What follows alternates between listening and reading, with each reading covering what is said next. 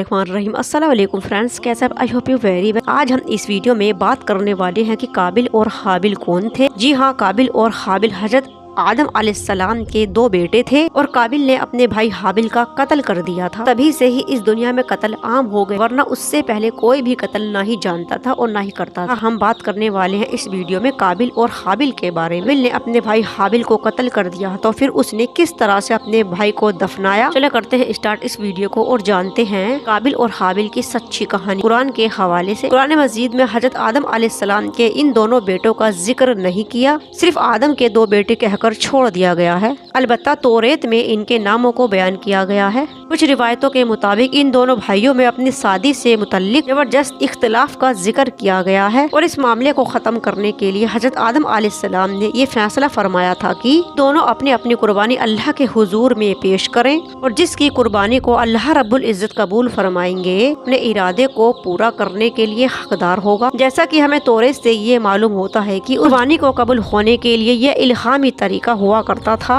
कि नजर व कुर्बानी की चीज को किसी बुलंद जगह पर रख दी जाती थी। इसी कानून के मुताबिक हाबिल ने अपने रेवड़ में से एक बेहतरीन दुम्बा अल्लाह की राह में नजर किया और काबिल ने अपनी खेती के गल्ले में से रद्दी किस्म का एक गल्ला कुर्बानी के लिए अल्लाह की राह में पेश किया और दोनों की अच्छी और बुरी नीयत का अंदाजा इसी अमल से हो गया था और इसीलिए दस्तूर के मुताबिक आग ने आकर हाबिल के नजर यानी कुर्बानी को जला दिया था और इसी से पता चल गया कि इसकी कुर्बानी को अल्लाह की राह में कबूल कर लिया गया है। और इसी दस्तूर के मुताबिक कुर्बानी कबूल होने का सर्फ उसी के हिस्से में आया था और काबिल ने जब ये देखा तो काबिल अपनी इस तौहीन को किसी भी तरह से बर्दाश्त नहीं कर सका। गैब और गजब में आकर अपने भाई से कहा कि मैं तुझको कत्ल किए बगैर चैन से नहीं बैठूंगा, मैं तुझको नहीं छोड़ूंगा और जब मैं तुझे कत्ल कर दूंगा तो इसलिए कि ताकि तू अपनी मुराद को कभी भी पूरा ना कर सके। हाबिल ने कहा कि ठीक है भाई, मैं तो तुझ पर किसी भी तरह से हाथ नहीं उठाऊंगा, जो तुझे करना है कर ले,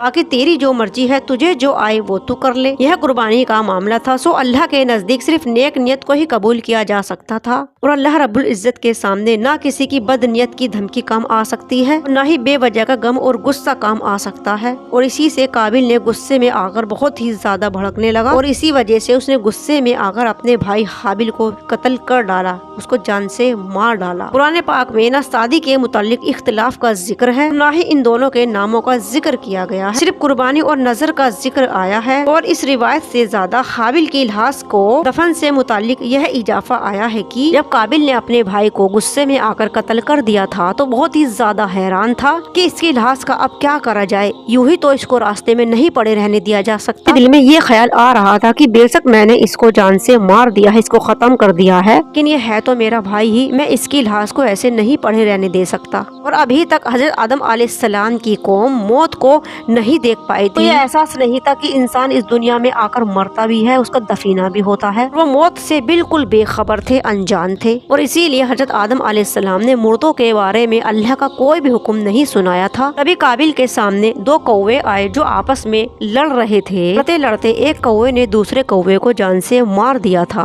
कौवे ने एक कौवे को मार डाला तो मारने के बाद उसने अपनी चोंच से एक गड्ढा करना शुरू कर दिया था। गड्ढा खोदते खोदते उसने इतना बड़ा गड्ढा कर दिया था मरे हुए कौवे को उस गड्ढे में डाल सके। जब गड्ढा खोद दिया तो उसने उस गड्ढे के अंदर मरे हुए कौवे को डाला और ऊपर से मिट्टी डालना शुरू कर दिया था। वो काबिल की आंखों के सामने जब ये सब कुछ चल रहा था, वो ये सब कुछ नजारा देख रहा था, तो वो सोचने लगा क्या मैं इतना भी गैर गुजरा हूँ कि मैं अपने भाई को दफना भी ना सकूं। काबिल ने देखा तो वो सोचने लगा कि मुझे भी अपने भाई को ऐसे ही गड्ढा खोद कर दफना देना चाहिए। और कुछ दूसरी रिवायतों में है कि एक कौवे ने दूसरे कौवे को एक गड्ढे में छुपा दिया था। काबिल ने ये सब देखा तो अपनी नाकारा जिंदगी पर बेहद अफसोस करने लगा और कहने लगा कि क्या मैं इस जानवर से भी ज्यादा गैर गुजरा हो गया, क्या मैं अपने जुर्म को छुपाने की भी हैसियत नहीं रखता हूँ। और वो बेहद शर्मिंदा और अफसोस करने लगा, सर झुकाकर बैठ गया था और फिर उसने उसी तरह से अपने भाई को मिट्टी में दफन कर दिया था और मिट्टी के अंदर छुपा दिया था। इस वाक्य के بیان کے بعد قرآن پاک میں آتا ہے کہ اسی وجہ سے لکھا کہ ہم نے جو بنی اسرائیل پر کوئی بھی قتل کرے گا ایک جان کو بنا عیب جان کے یا پھر فساد کرنے کی غرض سے تو گویا تو قتل کر ڈالا ان سب لوگوں کو، اس نے زندہ رکھا ایک جان کو تو گویا زندہ کر دیا اس نے سب لوگوں کو۔ امام احمد نے اپنی منصب سے حضرت عبداللہ بن معود رضی اللہ تعالی عنہ سے روایت کی ہے کہ اللہ کے پیارے محبوب صلی اللہ تعالی علیہ وسلم نے فرمایا کہ دنیا میں جب بھی کوئی ظلم سے قتل ہوتا ہے تو اس کا سارا گناہ حضرت آدم علیہ السلام کے پہلے بیٹے قابل کی گردن پر ضرور ہوتا ہے۔ اسی لیے وہ پہلا آدمی ہے اس دنیا میں جس نے پہلا قتل کیا تھا اور قتل کی شروعات کی تھی، اور یہ ناپاک سنت اسی نے جاری کی تھی۔ سورۃ مائدہ کی ذکر کی گئی آیت اور اس پہ اوپر لکھی گئی ہے کہ حدیث ہم پر یہ حقیقت ظاہر کرتی ہے کہ انسان کو اپنی زندگی میں ہرگز کسی بھی گناہ کی پہل کبھی بھی نہیں کرنی چاہیے، کیونکہ کائنات میں جو بھی پہلا آدمی اس بدعت کو یا پھر کسی نئے کام کو کرے گا تو اس کی بنیاد کو رکھنے والا یعنی اس کام کی شروعات کو کرنے والا بھی برابر کا ہی حصے دار اور گناہ گار ہوگا۔ کام کو شروع کرنے کی وجہ سے وہ ہمیشہ ذلت اور گھاٹے کا حقدار رہے گا۔ اعوذ باللہ، اس کام سے ہمیں توبہ کرنی چاہیے۔ اور حضرت آدم علیہ السلام کے ان دونوں بیٹوں کا ذکر سورہ مائدہ میں کیا گیا ہے، تو یہ تھے حضرت آدم علیہ السلام کے دو بیٹے قابل اور حابل، میں قابل نے اپنے بھائی کا غصے میں آ کر قتل کر دیا تھا، اس کا گناہ اس کو ساری زندگی ملتا رہے گا۔ اور اسی سے ہمیں پتہ چلا کہ دفنانے کا سلسلہ کس طرح سے شروع ہوا تھا۔ اللہ کے رسول صلی اللہ تعالی علیہ وسلم نے گناہ کو کرنے سے، گناہ کی شروعات کرنے سے منع فرمایا ہے، ورنہ قیامت تک اس کو اس چیز کا گناہ ملتا رہے گا، اس چیز کی سزا ملتی رہے گی۔ ویڈیو قصہ آپ کو پسند آئے تو پلیز لائک کرنا، کامنٹس کرنا، شیئر کرنا اور چینل کو کرنا subscribe. Thank you for watching. اللہ حافظ۔